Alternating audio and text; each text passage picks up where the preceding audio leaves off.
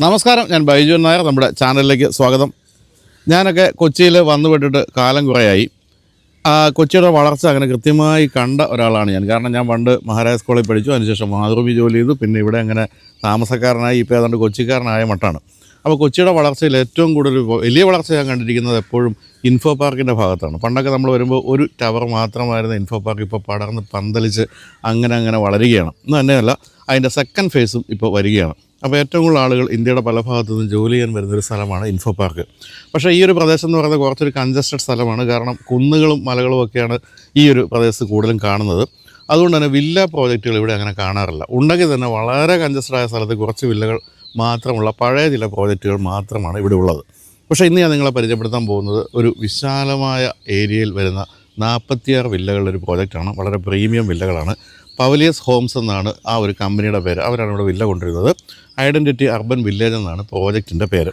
വിശാലമായ എന്ന് ഞാൻ പറഞ്ഞാൽ 4 ഏക്കർ സ്ഥലം. അതെങ്ങനെ ഇവിടെ ഈ 4 ഏക്കർ സ്ഥലം കണ്ടെത്തി എന്നുള്ളത് എനിക്കൊരു അത്ഭുതമായിട്ട് നിൽക്കുകയാണ്. കാരണം ഇവിടെ നമ്മൾ അത്രയും സ്ഥലമൊന്നും ഒരു സ്ഥലത്തും കണ്ടിട്ടില്ല. അങ്ങനെ 4 ഏക്കർ സ്ഥലത്ത് വെറും 46 വില്ലകൾ, ഏതാണ്ട് 35% ഓപ്പൺ സ്പേസ് വരാൻ പോകുന്ന ഒരു ഗംഭീരമായ സ്ഥലം.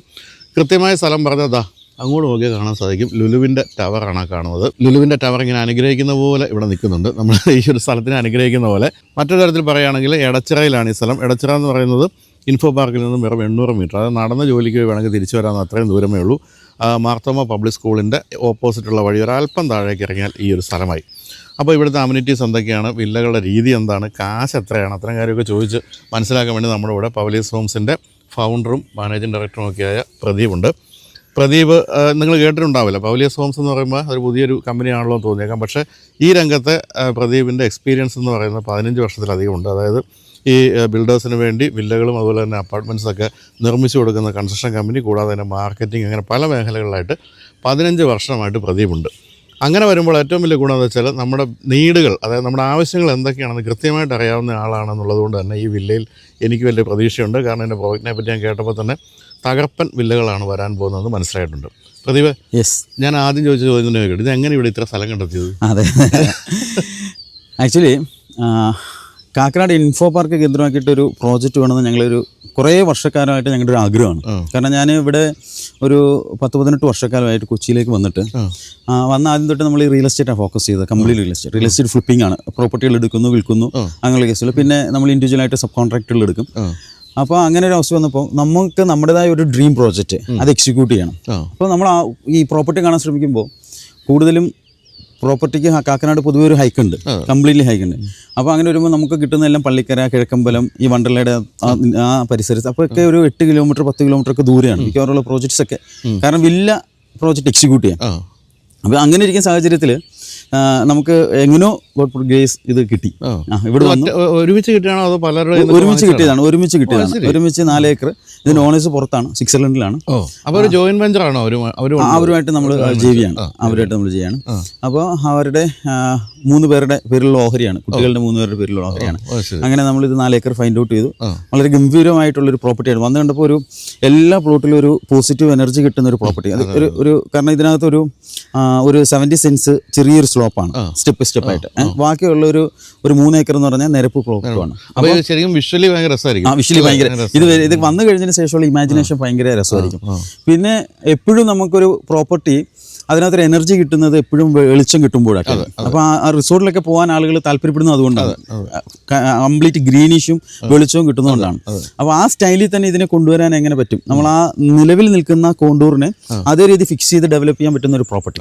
അങ്ങനെ ഞാൻ അതുപോലെ ഈ ലൊക്കേഷൻ ഭയങ്കര ഒരു പ്രീമിയം ലൊക്കേഷനാണ്. സാധാരണ ഇവിടെ ഫ്ലാറ്റുകളൊക്കെ ആയിരിക്കും കൂടുതൽ പ്രിഫർ ചെയ്യുന്നത് സാധാ ബിൽഡേഴ്സൊക്കെ. പക്ഷേ നമ്മൾ ഇവിടെ ഒരു 46 ക്രിസ്പായിട്ടുള്ള ഒരു ഫാമിലിയെ അക്കോമഡേറ്റ് ചെയ്യുന്ന ഇതൊരു പ്രീമിയം പ്രോജക്റ്റ്. അതെങ്ങനെ എക്സിക്യൂട്ട് ചെയ്യാമെന്ന് ചിന്തിച്ചു. അങ്ങനെയാണ് നമ്മൾ ഈ പ്രോജക്റ്റിലേക്ക് എത്തിയത്. ഇപ്പം നമ്മൾ കാണുന്ന പോലെ ഇവിടെ ഈ കാണുന്ന ഒരു പ്രോജക്റ്റ് ഓഫീസുണ്ട്. അനൂപനാണ് കേട്ടോ ഇവരുടെ ബ്രാൻഡ് അംബാസഡർ. അപ്പം അനൂപ് ഇവിടെ വന്ന് കാണുകയൊക്കെ ചെയ്തല്ലോ. വളരെ വളരെ ഇഷ്ടപ്പെട്ടാണ് ഇവിടുന്ന് പോയത്. അനൂപേട്ടനാണെങ്കിൽ ഇത് ഈ പ്രോജക്റ്റിനെ കുറിച്ച് ഞാൻ സംസാരിച്ചപ്പോൾ തന്നെ അനൂപേട്ടൻ്റെതായ കോൺസെപ്റ്റുകളുണ്ട്. കൃത്യമായിട്ട്. അപ്പോൾ അനുവേട്ടനാണെങ്കിൽ മാക്സിമം നല്ല ക്വാളിറ്റി കൊടുക്കണം, കംപ്ലീറ്റ് ഒരു ഗ്രീനിഷ് പ്രോജക്റ്റ് ആയിരിക്കണം, അങ്ങനെയൊക്കെ കുറേ റെക്കമെൻഡേഷൻ നമ്മുടെ അടുത്ത് പറഞ്ഞിരുന്നു അനുവേട്ടൻ. അങ്ങനെ ഞങ്ങളൊരു എർത്ത് എന്ന് പറയുന്ന ഒരു കോൺസെപ്റ്റ് അനുവേട്ടൻ പറഞ്ഞു തന്നു. ഇത് ഇപ്പൊ നമ്മുടെ പ്രോജക്റ്റിനകത്ത് craft and identity for yourself എന്നാണ് നമ്മുടെ ടാഗ് ലൈൻ പൗലീസിന്റെ. അതെനിക്ക് എഴുതി തന്നത് അനുവേട്ടനാണ്. ആ ടാഗ് ലൈൻ എഴുതി തന്നത് അനുവേട്ടനാണ്. ഇല്ല. അതായത് ഓരോ ആളുകളുടെ ഐഡന്റിറ്റിയാണ് അവരുടെ വീട് എന്ന് പറയുന്നത്. അപ്പൊ അത് നിങ്ങൾ പണിഞ്ഞു കൊടുക്കുകയാണ്. അപ്പൊ അതിനുവേണ്ടി ഒരു ടാഗ് ലൈൻ എഴുതി, ഇതാണ് നിങ്ങളുടെ ടാഗ് ലൈൻ, ഇതിന് ഫോക്കസ് ചെയ്തോണം. പിന്നെ സസ്റ്റൈനബിലിറ്റിക്ക് നന്നായിട്ട് ഇമ്പോർട്ടൻസ് കൊടുക്കണം. അപ്പൊ ആ സസ്റ്റൈനബിലിറ്റി പാർട്ടായിട്ടാണ് ഞങ്ങളൊരു 500+ ട്രീസ് വെക്കുന്നു എന്ന് പറഞ്ഞു. ട്രീസ് വെക്കുന്നത് ആ 500+ ട്രീസ് ഞാൻ അതിനുള്ള ട്രീസുകളൊക്കെ നമ്മൾ ഫിക്സ് ചെയ്ത് കുറെ കൊണ്ടുവന്നിട്ടുണ്ട്. ഇതിപ്പം ഈ ഏപ്രിൽ മാസം ലാസ്റ്റോട് കൂടി ഫിക്സ് ചെയ്ത് തുടങ്ങണം ഓരോ പ്ലോട്ടിലും.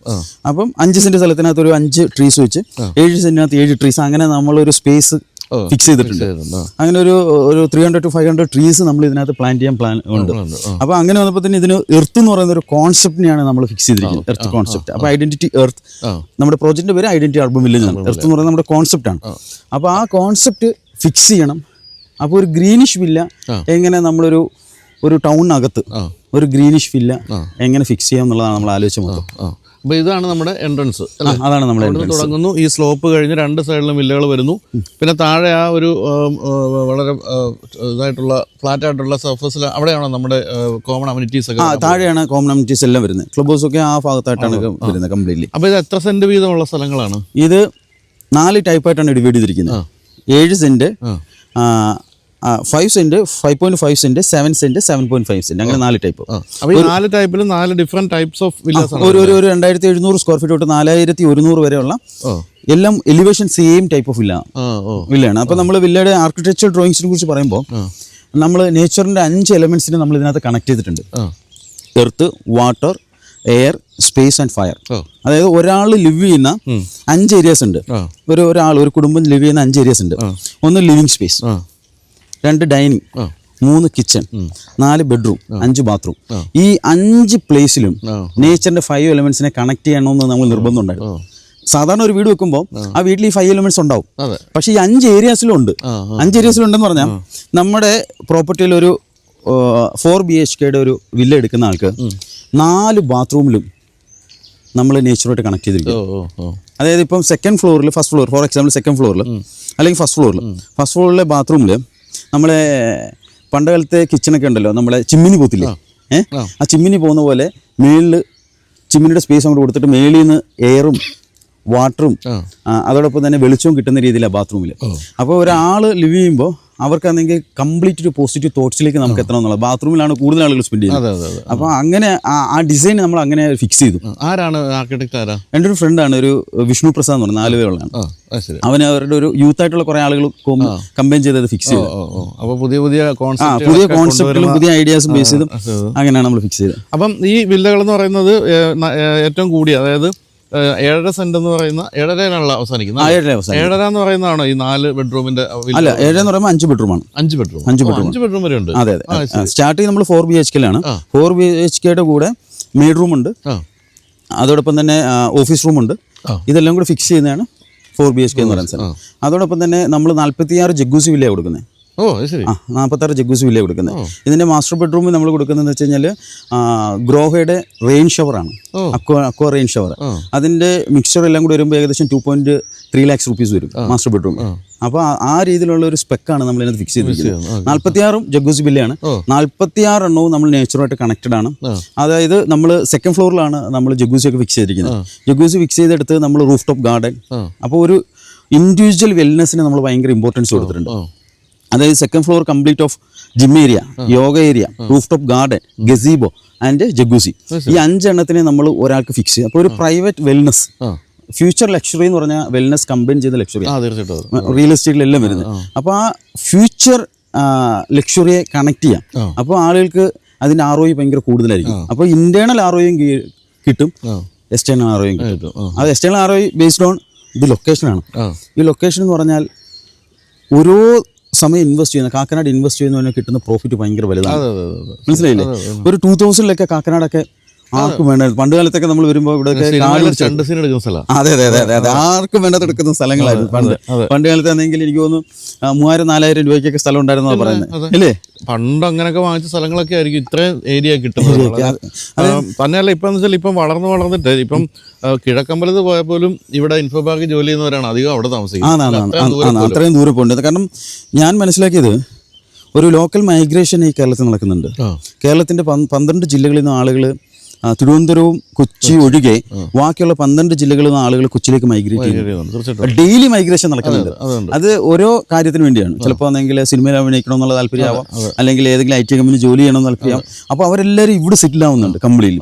പിന്നെ ഇവിടെ ജോലിക്ക് വരുന്ന പല ജില്ലകളിൽ നിന്നുള്ള ആളുകൾക്ക് ഇവിടുന്ന് US ഉള്ള ജോബുമായിട്ട് ബന്ധപ്പെട്ട ഓപ്പർച്യൂണിറ്റി, US UK ഓപ്പർച്യൂണിറ്റി. അപ്പോൾ അവരുടെ പ്രൈസിലുണ്ടാകുന്ന അവരുടെ സാലറി ഉണ്ടാകുന്ന ഹൈക്ക്, അങ്ങനെയൊക്കെ ഒത്തിരി ഡിമാൻഡബിൾ പ്ലേസ് ആണ് ഇൻഫോ പാർക്ക് എന്ന് പറയുന്നത്. തന്നെയല്ല ഈ പറഞ്ഞാൽ നമ്മളിപ്പോൾ ഇടുക്കിയിലായാലും എവിടെയുള്ളവരായാലും ഇവിടെ ഒരു അപ്പാർട്ട്മെന്റെങ്കിലും വാങ്ങിച്ചിടുന്ന ഒരു രീതിയൊക്കെ ഉണ്ട്. കൊച്ചിയിൽ ഒരു അപ്പാർട്ട്മെന്റ് മേടിച്ചിടുന്ന രീതിയുണ്ട്. അപ്പോൾ ഇവിടെ എനിക്ക് തോന്നുന്നത് ഇവിടുത്തെ അപ്രീസിയേഷൻ എന്ന് പറയുന്നത് വളരെ കൂടുതലായിരിക്കും. ഈ ഒരു വില്ലയുടെ കാര്യത്തിൽ നിങ്ങളിപ്പോൾ ഇവിടെ താമസിക്കാൻ അല്ലെങ്കിൽ പോലും, നിങ്ങൾക്ക് വിൽക്കാനാണെങ്കിൽ പോലും ഒരു 4-5 വർഷം കൊണ്ട് ഫേസ് 2 ഒക്കെ വന്നു കഴിഞ്ഞാൽ ഇവിടെ സ്ഥലം കിട്ടാനില്ല. വേറൊരു കാര്യം, ഇവിടെ വളരെ ഗംഭീരമായ ഒരു ലൊക്കേഷനാണ്. അതായത് ഇനിയിപ്പോൾ മെട്രോ ഇവിടത്തേക്ക് എത്തുന്നു, വാട്ടർ മെട്രോ ഇവിടത്തേക്ക് എത്തുന്നു.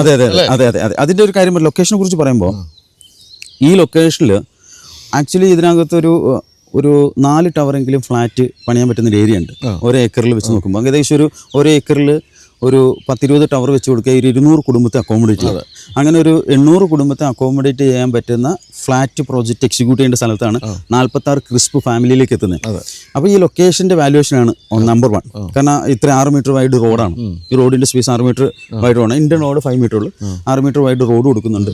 അപ്പോൾ ഇത്രയും 30% ഓപ്പൺ ഏരിയാസ് കംപ്ലീറ്റ് ഇട്ടിട്ടുണ്ട്. കംപ്ലീറ്റ് പ്രോജക്റ്റ് നോക്കുമ്പോൾ ഈ ലൊക്കേഷൻ ഒരു സൈഡിൽ മർത്തോമ സ്കൂളാണ്, ആ സൈഡിൽ ഇന്ത്യൻ പബ്ലിക് സ്കൂളാണ്. ഇന്ത്യൻ പബ്ലിക് സ്കൂളാണ്. അപ്പോൾ നമ്മുടെ 2 ബോർഡർ മനസ്സിലായി. അത് കഴിഞ്ഞതിന് ശേഷം ഇപ്പം ഇവിടുത്തെ സംസ്കാര സ്കൂൾ, ജെം സ്കൂളൊക്കെ ഒരു 1 കിലോമീറ്റർ അകത്തുണ്ട്. ജെയിൻ യൂണിവേഴ്സിറ്റി അകത്തുണ്ട്. അപ്പോൾ സ്കൂളിൻ്റെ ആക്സസിബിലിറ്റി ഭയങ്കര ഇമ്പോർട്ടൻ്റ് ആണ്. 2 ഈ യാത്രാ സൗകര്യങ്ങൾ, മെട്രോ എന്ന് വെച്ചാൽ പാലാരിവട്ടം കാക്കനാട് എക്സ്റ്റൻഷൻ, അത് ഇൻഫോ പാർക്ക് ഫേസ് 1 ഫേസ് 2 മാറുന്നുണ്ട്. ഈ എക്സ്റ്റൻഷൻ വരുന്നതോടുകൂടി അപ്രിസിയേഷൻ ഭയങ്കര കൂടുതലാണ്. കാരണം നമുക്കറിയാലോ, ഈ മെട്രോയിൽ നിന്ന് 1 കിലോമീറ്റർ ലൊക്കാലിറ്റിക്ക് അകത്തുള്ള സ്ഥലത്തിന്റെ വില, ആലുവ തൊട്ട് തൃപ്പൂണിത്തറ വരെയുള്ള സ്ഥലത്തിന്റെ വിലയുടെ ഹൈക്ക് അറിയാം. അത് 2026 മെട്രോ റൺ ചെയ്യുമെന്നാണ് നമ്മൾ പ്രതീക്ഷിക്കുന്നത്. അപ്പം ഈ ഇപ്പോൾ എടുക്കുന്നവർക്ക് 2026 ആകുമ്പോൾ അതിന്റെ അപ്രിസിയേഷൻ കിട്ടും. കാരണം മെട്രോ ടൗണിന് ഏകദേശം 800 മീറ്റർ അടുത്താണ് ഈ പ്രോജക്റ്റ് വരുന്നത്.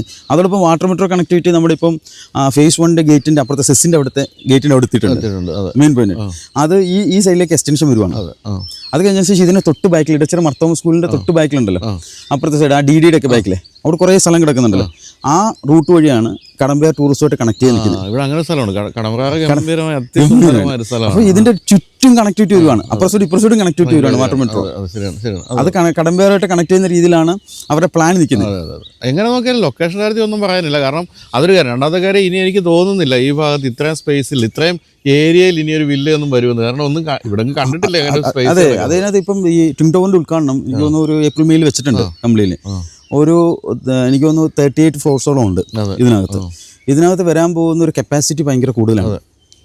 യൂസ്വലി ആണല്ലോ അതിനെ ലീഡ് ചെയ്യുന്നത്. അപ്പം ഇന്ത്യക്ക് പുറത്തുള്ള ധാരാളം കമ്പനീസ് തയ്യാറായിട്ടുണ്ട്. ബാംഗ്ലൂരിൽ IBM തയ്യാറായിട്ടുണ്ടെന്ന് പറയുന്നത് ഇതൊക്കെ വാർത്തകളുടെ അടിസ്ഥാനമാക്കിയാണ് വരുന്നുണ്ട് കേട്ടിട്ടുണ്ട്. അപ്പോൾ ഇവരെല്ലാം വരുമ്പോൾ ഇതിനകത്ത് എവർക്കെല്ലാം വേണ്ടുന്ന അക്കോമഡേഷൻ ഇല്ല. ആക്ച്വലി അക്കോമഡേഷൻ ഇല്ല. ഇതിനകത്തൊരു ഫൗണ്ടേഴ്സ്, ഡയറക്ടേഴ്സ് അല്ലെങ്കിൽ കമ്പനിയെ ലീഡ് ചെയ്യുന്ന ആളുകൾ, ഇത്തരത്തിലുള്ള ആളുകൾ ഭയങ്കര കൂടുതലാണ്. അവർക്കൊക്കെ സ്റ്റേ ചെയ്യാനുള്ള റെന്റൽ ഇൻകംസ് ഭയങ്കര ഹൈകളാണ്. മനസ്സിലായില്ലേ? അപ്പോൾ അത്രയും ആളുകൾക്ക് നല്ല പ്രീമിയം ആയിട്ടുള്ളൊരു വില്ല വേണമെന്ന് പറഞ്ഞാൽ വില്ലയ്ക്ക് ഇവിടെ പോസിബിലിറ്റി ഇല്ല. അപ്പം ഇനി നമുക്ക് വില്ലകളിലേക്ക് വരുന്നതിന് മുമ്പ് കോമൺ അമ്യൂണിറ്റീസിലേക്ക് വരാം. എന്തൊക്കെയാണ് നമ്മൾ ഈ പ്രദേശമൊക്കെ ആയിരിക്കും കോമൺ അമ്യൂണിറ്റീസ് വരുന്നത് അല്ലേ? അതെ. എന്തൊക്കെയാണ് നമ്മൾ കോമൺ അമ്യൂണിറ്റീസിൽ പ്രതീക്ഷിക്കാവുന്നത്? കോമൺ അമ്യൂണിറ്റീസ് നമ്മളൊരു 30+ അമ്യൂണിറ്റീസ് നമ്മൾ പ്രൊവൈഡ് ചെയ്യുന്നുണ്ട്. അതിനകത്ത് പ്രധാനമായിട്ട് നമുക്ക് പറയേണ്ടത് ടർഫാണ്. ഒരു മിനി ടർഫ് നമ്മൾ ഇട്ടിട്ടുണ്ട്. വലിയ ടർഫല്ല, ഒരു മിനി ടർഫ്. അതൊരു 24 മീറ്റർ നീളവും ഒരു 16-18 മീറ്റർ വീതിയുള്ള ഒരു mini turf, wellness mini turf ഇട്ടിട്ടുണ്ട്. അതോടൊപ്പം തന്നെ നമ്മളൊരു 4 സ്ക്വയർ ഫീറ്റിന്റെ ക്ലബ് ഹൗസ് ഇട്ടിട്ടുണ്ട്. ആ ക്ലബ് ഹൗസിനകത്താണെങ്കിൽ വിശാലമായ പൂളും അതിനകത്ത് ഓഫീസ് മീറ്റിംഗ് ചെയ്യാനുള്ള സൗകര്യങ്ങളും, അതോടൊപ്പം തന്നെ നമുക്ക് എല്ലാ ഇൻഡോർ ഗെയിംസുകളും നമ്മൾ അതിനകത്ത് ഫിക്സ് ചെയ്തിട്ടുണ്ട്. അതോടൊപ്പം തന്നെ നമുക്ക് ഇതിനകത്ത് ആ ക്ലബ് ഹൗസിനകത്ത് വേണ്ടുന്ന ജിമ്മ്, യോഗ ഏരിയ, മീറ്റിംഗ്, അല്ലാതെ മീറ്റിങ്ങുകൾ നടക്കാനുള്ള കാര്യങ്ങൾ, പിന്നെ ഹെൽത്തുമായിട്ട് ബന്ധപ്പെട്ട് നോക്കുമ്പോൾ നമ്മൾ ഔട്ട്ഡോർ ജിമ്മും കൊടുത്തിട്ടുണ്ട്, ഇൻഡോർ ജിമ്മും കൊടുത്തിട്ടുണ്ട്. പിന്നെ ആംബി തിയേറ്റർ, സകലമാനം നമുക്ക് ചെയ്യാൻ പറ്റുന്ന എല്ലാ കാര്യങ്ങളും നമ്മൾ ഫിക്സ് ചെയ്തിട്ടുണ്ട്. അതോടൊപ്പം നമ്മൾ റെയിൻ വാട്ടർ ഹാർവെസ്റ്റിംഗ് നമ്മൾ ഫിക്സ് ചെയ്തിട്ടുണ്ട്. വെല്ലാണ് ഇതിനകത്ത് ഏറ്റവും വലിയ പ്രത്യേകത എന്ന് പറഞ്ഞാൽ കിണർ വെള്ളമാണ്. നമുക്ക് അതുകൊണ്ട് അവിടെ ഒരു കിണറുണ്ട്, ഞാൻ കാണിക്കാം. അവിടെ ഒരു കിണറുണ്ട്. അതുപോലെ മറ്റൊരു കാര്യം ഞാൻ കണ്ടത്, ഇത് പതിവില്ലാത്തൊരു സാധനമാണ്. ഇപ്പോഴും ഇഷ്ടിക കൊണ്ട് കിട്ടും. റെഡ് ബ്രിക്സ് കൊണ്ട് റെഡ് ബ്രിക്സ് കൊണ്ട് കിട്ടുന്നത്. അതായത് ഇത് ഏറ്റവും ക്വാളിറ്റി ഉള്ള റെഡ് ബ്രിക്സ് ആണ്, മനസ്സിലായില്ലേ? നമ്മൾ സെലക്ട് ചെയ്തെടുത്ത് ഫിക്സ് ആയിട്ട് ഇത് നല്ല ക്വാളിറ്റി ഉള്ള റെഡ് ബ്രിക്സ് ആണ്. കണ്ട, സാധാ ചുള്ള നടത്തില്ല. ഇപ്പോൾ ഇത് നമ്മൾ ഒത്തിരി ചുളയിൽ പോയി കണ്ടിട്ട് ഏറ്റവും ക്വാളിറ്റി ഉള്ള റെഡ് ബ്രിക്സ് എന്ന് പറയുമ്പോൾ നമ്മൾ കൺസ്ട്രക്ഷനിലേക്ക് പോകുമ്പോൾ 30% എങ്കിലും പ്രൈസ് ഹൈക്ക് ഉണ്ടാവും, ലേബർ കോസ്റ്റിൽ ഹൈക്ക് ഉണ്ടാവും, മനസ്സിലായില്ലേ?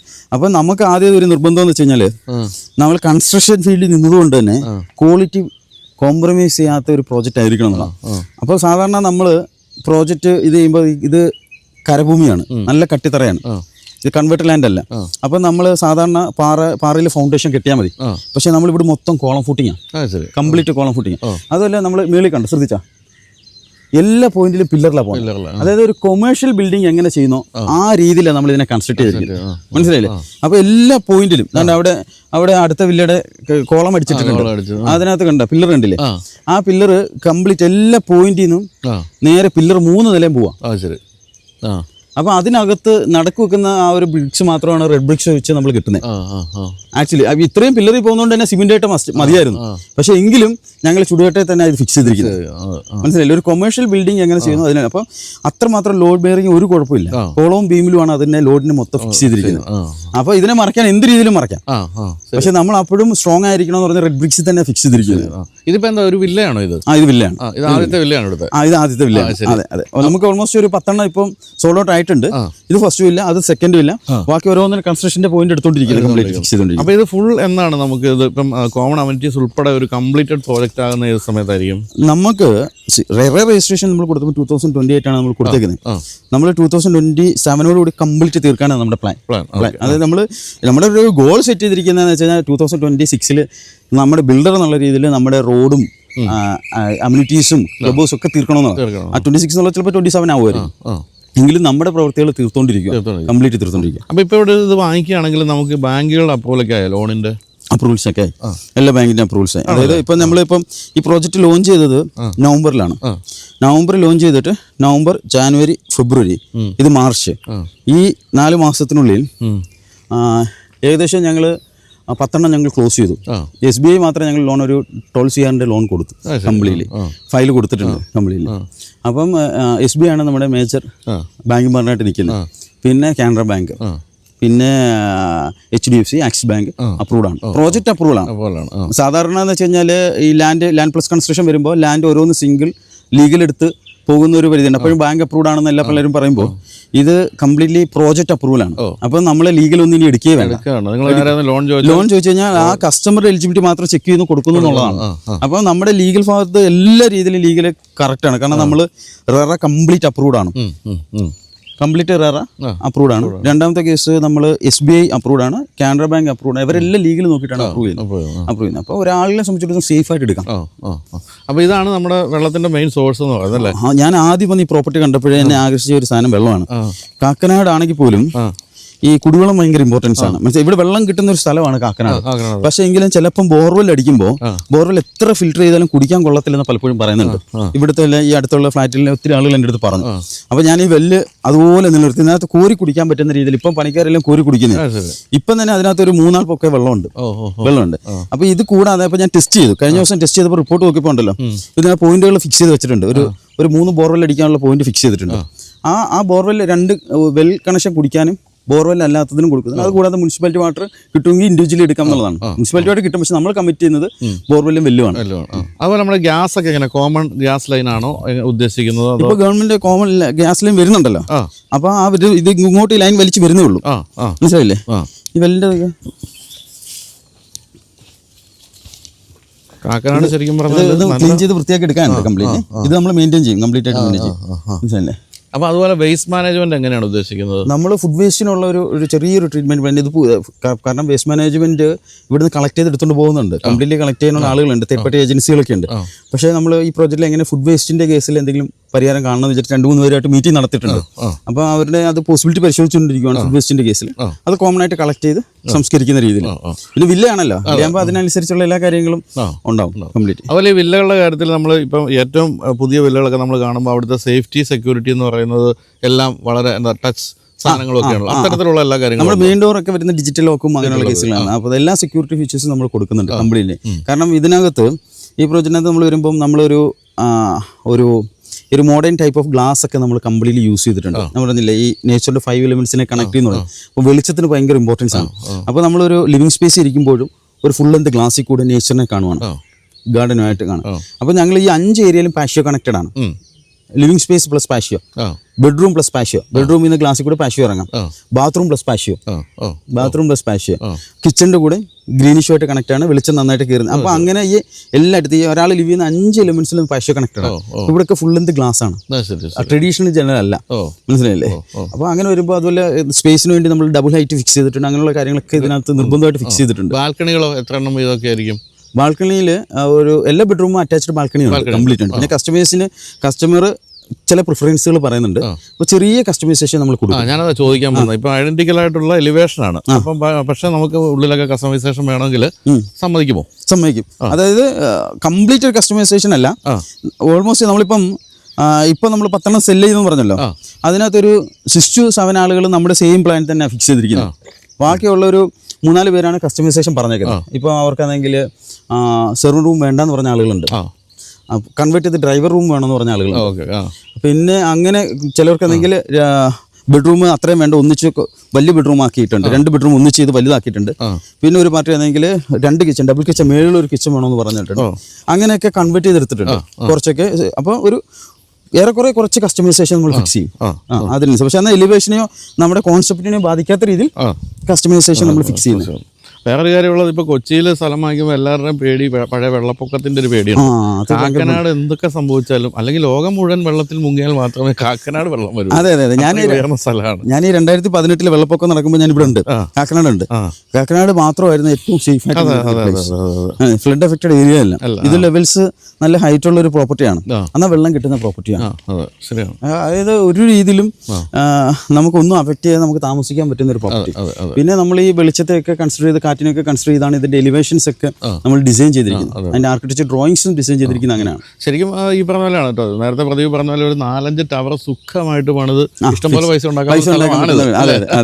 നിങ്ങൾ എവിടെ നോക്കിയാലും തലപൊക്കി നിൽക്കുന്ന മൊത്തം അപ്പാർട്ട്മെന്റ്സ് എവിടെ നോക്കിയാലും. പക്ഷെ അതിലേക്ക് പോകാതെ ഈ ഒരു കോൺസെപ്റ്റ് എന്ന് പറഞ്ഞാൽ തീർച്ചയായിട്ടും ലാഭത്തിലുപരി ഒരു രസമുള്ളൊരു പ്രോജക്റ്റ്.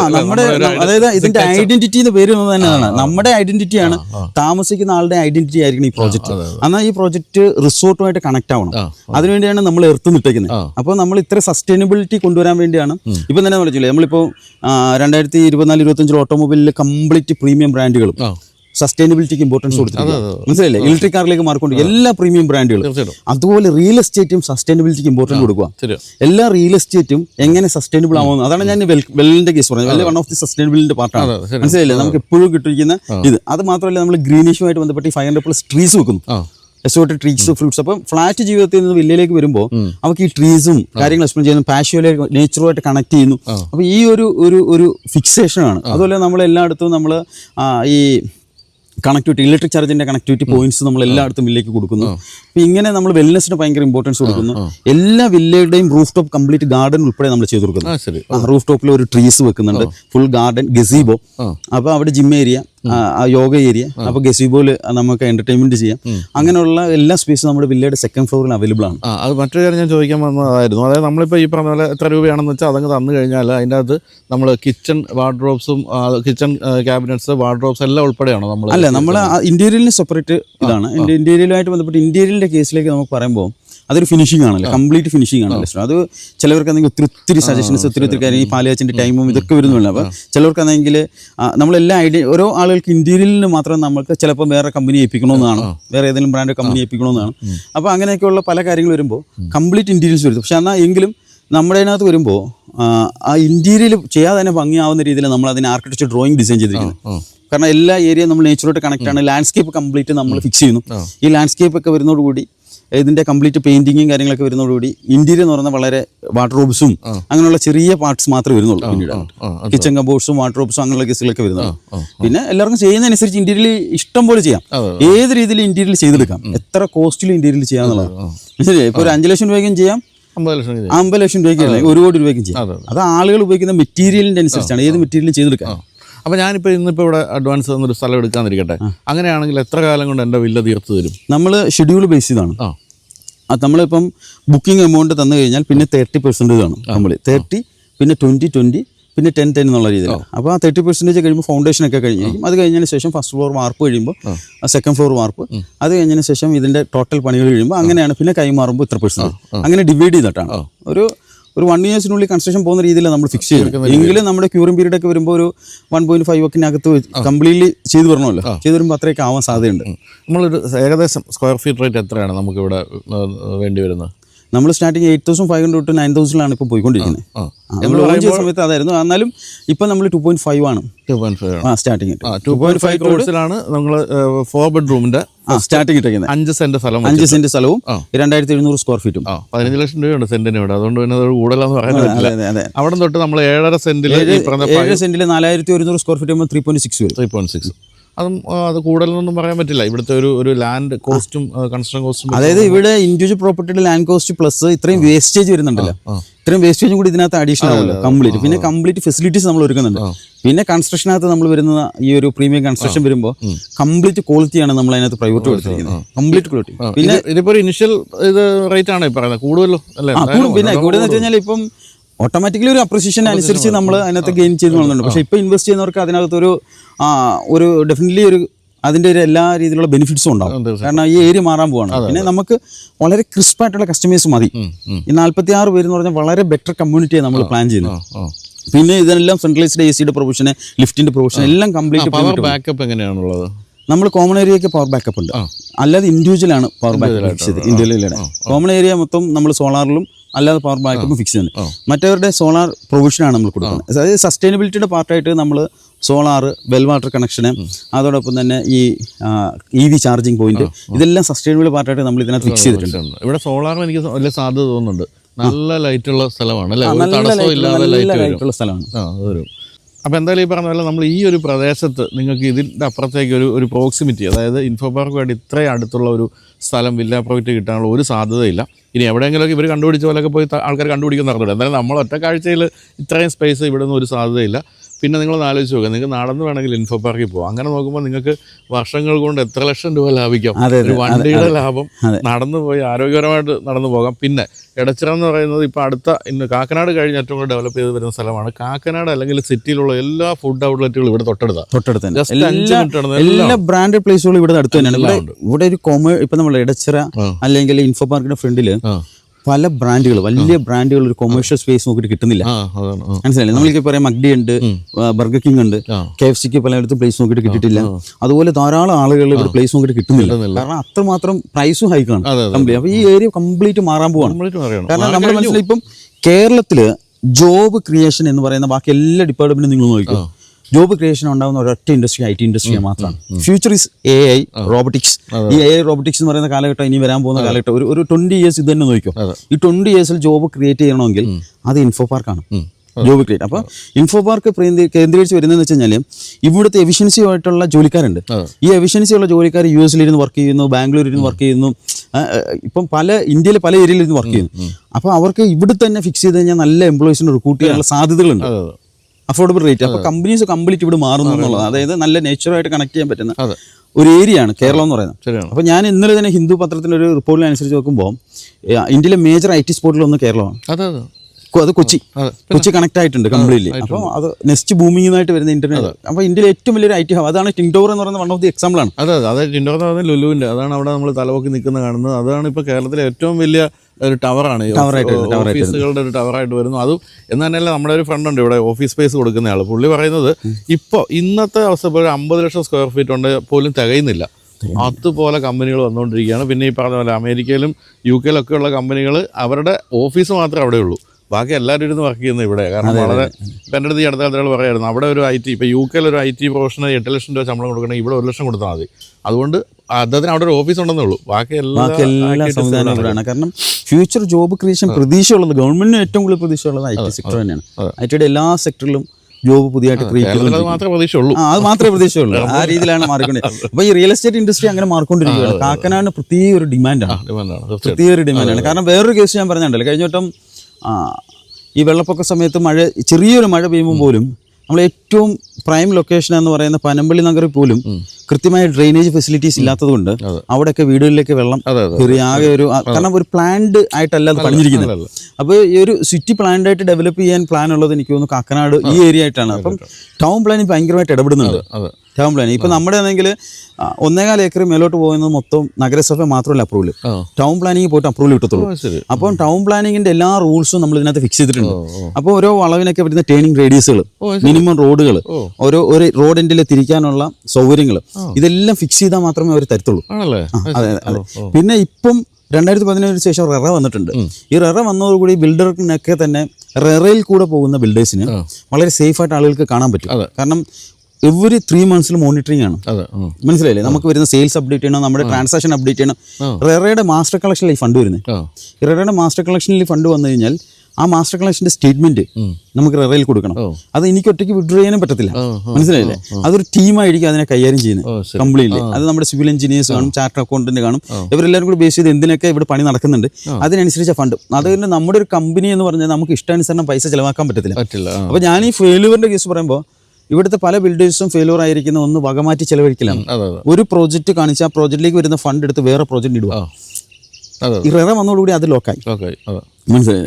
അതാണ് ഏറ്റവും ആളുകൾ തരുന്ന പൈസ ഇതിനൊക്കെ തന്നെ യൂട്ടിലൈസ് ചെയ്ത് അവർക്ക് ഫിക്സ് ചെയ്ത് കൊടുക്കുക എന്നുള്ളതാണ്. അപ്പോൾ ഈ പറഞ്ഞ പോലെ പവലിയസ് എന്ന് പറയുന്ന പുതിയൊരു കമ്പനിയായിട്ട് നിങ്ങൾ കണക്കാക്കേണ്ട. കാരണം റെറയുടെ മേൽനോട്ടത്തിൽ തന്നെ ഓടിക്കൊണ്ടിരിക്കുന്നത്, അതുകൊണ്ട് തട്ടിപ്പും വെട്ടിപ്പും ഒന്നും ഇല്ല. അതെ അതെ അതെ. ഇപ്പം നമ്മൾ ലാൻഡ് മാത്രമല്ല റെറ എടുത്ത്, സാധാരണ ലാൻഡ് മാത്രം റെറ എടുത്ത് ചെയ്യുന്നവരുണ്ട്.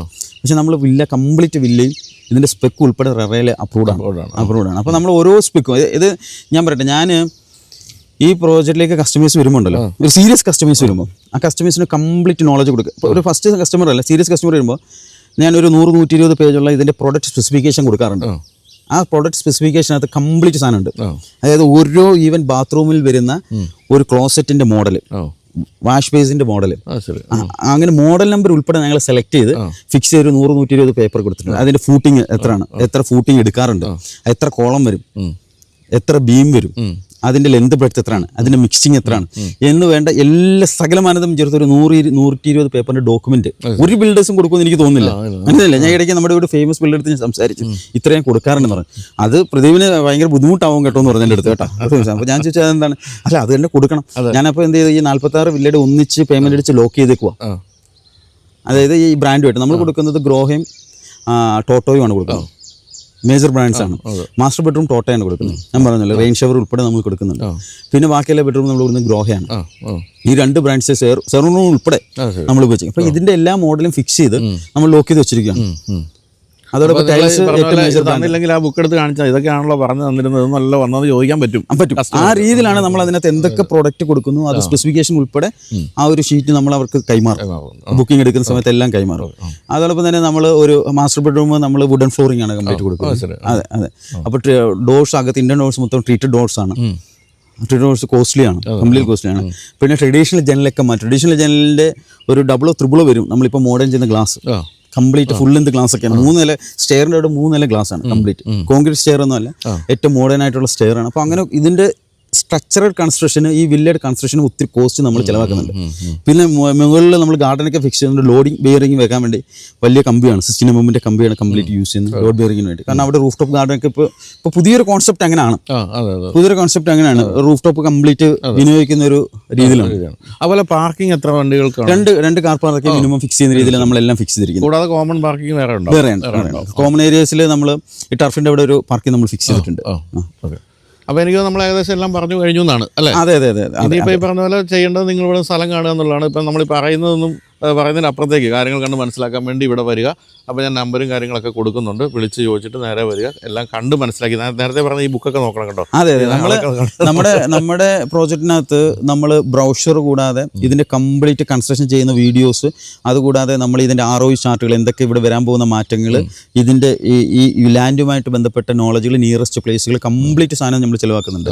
അതോടൊപ്പം നമ്മൾ പ്രൊഡക്റ്റ് സ്പെസിഫിക്കേഷൻ ഇതെല്ലാം ഡീറ്റെയിൽ ആയിട്ട് കൊടുക്കുന്നു, കംപ്ലീറ്റ് ഡീറ്റെയിൽ ആയിട്ട് കൊടുക്കുന്നുണ്ട്. കസ്റ്റമറിന് വേണ്ടുന്ന എല്ലാ രീതിയിലും സപ്പോർട്ട് കൊടുക്കുന്നുണ്ട്. ഓരോ സ്റ്റേജിൽ അവരുടെ കൺസ്ട്രക്ഷൻ്റെ എല്ലാ വീഡിയോ, ഇപ്പോൾ നമ്മൾ US ലുള്ള 2 പേര് ഇത് നോക്കാതെ കാണാതെയാണ് ബുക്ക് ചെയ്തിരിക്കുന്നത്. അവർക്ക് വരാനുള്ള സൗകര്യം കൊണ്ട് ഞാനിത് വീഡിയോ മൊത്തം ഡ്രോണിൽ ഷൂട്ട് ചെയ്ത് അയച്ചു കൊടുത്തിട്ടാണ് പ്ലോട്ട് സെലക്ട് ചെയ്തത്. അവർക്ക് ഓരോ വീക്കിലി ഞാൻ ഇവിടെ നടക്കുന്ന കാര്യങ്ങളെല്ലാം ഷൂട്ട് ചെയ്ത് അവർക്ക് അയച്ചു കൊടുക്കും, കംപ്ലീറ്റ് ഷൂട്ട് ചെയ്ത് എല്ലാ കാര്യങ്ങളും ഡീറ്റെയിൽ മനസ്സിലാവുന്ന രീതിയിൽ അവർക്ക് അയച്ചു കൊടുക്കുന്നുണ്ട്. അപ്പോൾ എന്തായാലും വന്ന് കണ്ട് മനസ്സിലാക്കുക. എന്നിട്ട് എന്തായാലും 2-3 കാര്യങ്ങൾ പറയാവുന്നത്: 1, ഈ ഒരു ലൊക്കേഷൻ; 2, ഇവിടെ വരാൻ പോകുന്ന ഒരു അപ്രീസിയേഷൻ; 3, നിങ്ങളിവിടെ ജീവിക്കാനാണ് ഉദ്ദേശിക്കുന്നതെങ്കിൽ നിങ്ങൾക്ക് വേണ്ട എല്ലാ അമ്യൂണിറ്റീസും തൊട്ടടുത്തുള്ള ഒരു സ്ഥലമാണെന്നുള്ളതാണ്.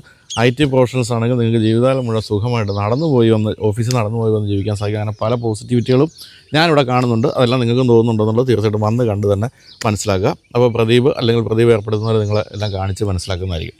അപ്പം വളരെ ക്രിസ്പായിട്ടുള്ള 46 ജഗ്ഗൂസി വില്ല, ക്രിസ്പായിട്ടുള്ള ഫാമിലി, അതെ, നല്ല അമ്യൂണിറ്റീസ്, നമ്മുടെ ഒരു ബ്രാൻഡായിട്ടൊരു ഐഡന്റിറ്റി എല്ലാവർക്കും ഉണ്ടാവും.